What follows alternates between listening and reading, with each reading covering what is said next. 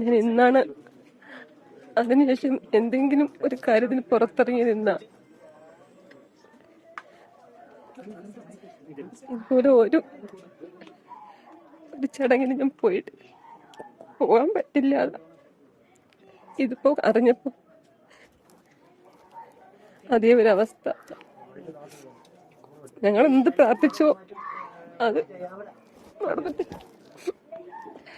അമ്മ സമയം മുതൽ തന്നെ പല രീതിയിൽ പറയുന്നതാണ്, കൃത്യമായി റാഗിങ് അടക്കമുള്ള കാര്യങ്ങളിൽ നടപടി വേണം എന്നൊക്കെ പറയുന്നതാണ്. പക്ഷെ അതൊന്നും ഉണ്ടായിരുന്നില്ല, അല്ലെങ്കിൽ ആ ഒരു നടപടി ഉണ്ടായിരുന്നില്ല എന്നുള്ളതാണ് കാര്യം, അല്ലേ?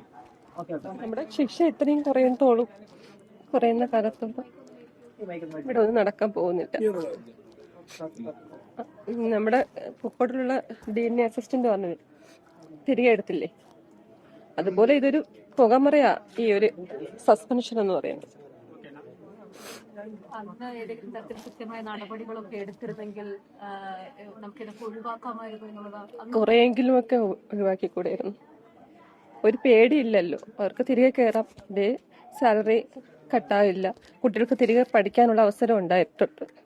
പിന്നെ നമ്മുടെ ഇടപെടൽ കൊണ്ട് മാത്രം, പിന്നെ ബഹുമാനപ്പെട്ട ഗവർണർ അദ്ദേഹം ഇടപെട്ടത് കൊണ്ട് മാത്രമേ ഇപ്പോഴും ആ കുട്ടികൾ പുറത്തു നിൽക്കുന്നത്.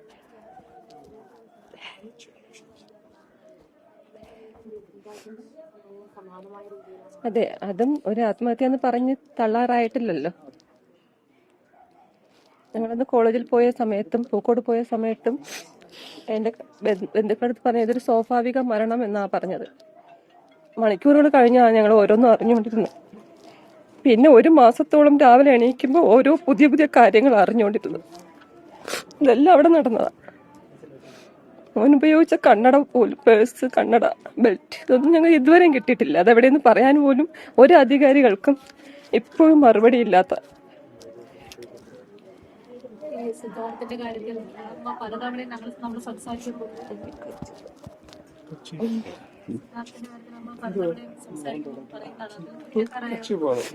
ശിക്ഷ കിട്ടിയിട്ടില്ല, അവരെയൊക്കെ വീണ്ടും വളരെ എളുപ്പത്തിൽ വിടുകയാണ് ചെയ്തെന്നുള്ള കാര്യം നമ്മൾ പറയുന്നുണ്ടായിരുന്നു.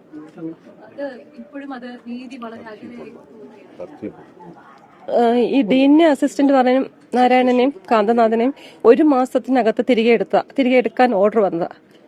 ഞങ്ങളുടെ ഇടപെടൽ കൊണ്ട് മാത്രമാണ് അവരെ ഇപ്പോൾ 9 മാസമെങ്കിലും അകത്ത് നിന്നത്. അപ്പോൾ അവർക്ക് വേണ്ടി നിയമത്തിന് വേണ്ടി അവർക്ക് ഒരു ബക്കറ്റ് പിരിവ് വരെ കോളേജിൽ നടത്തിയിരുന്നു. അപ്പൊ എത്രത്തോളം അവിടെ അധ്യാപകർക്ക്, എത്രത്തോളം അധ്യാപക സംഘടന ഇടതുപക്ഷത്തിൽ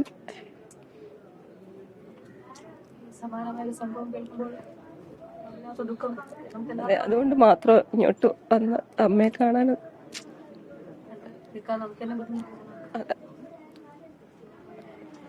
2 വർഷം കൊണ്ട് നമ്മൾ എന്ത് പ്രാർത്ഥിച്ചു അത് വീണ്ടും നടന്നുകൊണ്ടിരിക്കുന്നു. അതിലാ സങ്കടം. നമ്മുടെ മോൻ പോയാലും അതിനെന്തെങ്കിലും ഒരർത്ഥമുണ്ടാവണമെങ്കിൽ ഇത് ഇനി ഒന്നും നടന്നുകൂടാ. അത് വീണ്ടും നടക്കുന്നു എന്ന് അറിയുമ്പോൾ ഇത്രയ്ക്കും ശിക്ഷ ഇളവുകൾ കൊടുക്കുന്നത് കൊണ്ടാണ്. പേടിയില്ല, ആർക്കും പേടിയില്ല.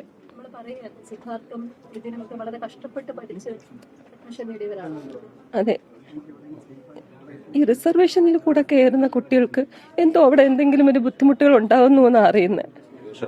അത് മെറിറ്റ് സീറ്റിൽ കയറുമ്പോൾ മറ്റുള്ള കുട്ടികൾക്ക് കയറാൻ പറ്റുന്നില്ല എന്നുകൊണ്ടാണോ അറിയില്ല.